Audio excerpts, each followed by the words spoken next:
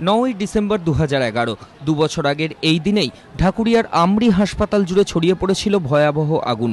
আগুনে পুড়ে বিষাক্ত ধোঁয়ায় শ্বাসরুদ্ধ হয়ে মৃত্যু হয় অসংখ্য রোগীর। সেই ঘটনার দুবছর পর ফের খুলতে চলেছে ঢাকুরিয়ার আমরি হাসপাতাল। সোমবারই স্বাস্থ্য দপ্তরের তরফে 1 বছরের জন্য আউটডোরে রোগী দেখানো এবং ডায়াগনস্টিক বিভাগ চালুর অনুমতি মিলেছে। কিছুদিন আগে আমরি কর্তৃপক্ষ দমকলের অনুমতি সহ অন্যান্য প্রয়োজনীয় নথি স্বাস্থ্য দপ্তরের কাছে জমা দেয়।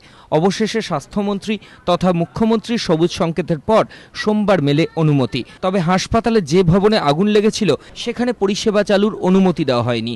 ওনাদের যাবতীয় সমস্ত যে নথিপত্র যা পলিক্লিনিক এবং ডায়াগনস্টিক সেন্টার চালানোর ক্ষেত্রে যেটুকু লাগে সেইটুকু সমস্ত তদন্ত করে দেখে এবং খতিয়ে দেখে এইটুকুই শুধুমাত্র চালু করা হয়েছে।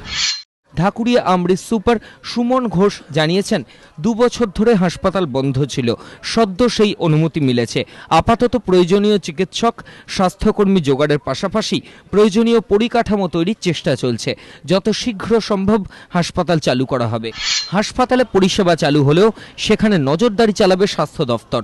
আপাতত রোগী ভর্তির অনুমতি না মিললেও আংশিক পরিষেবা শুরুর অনুমতি নিয়েও আমরি কর্তৃপক্ষ যথেষ্ট আশাবাদী। নিমাই পান্ডা, এবিপি আনন্দ, কলকাতা।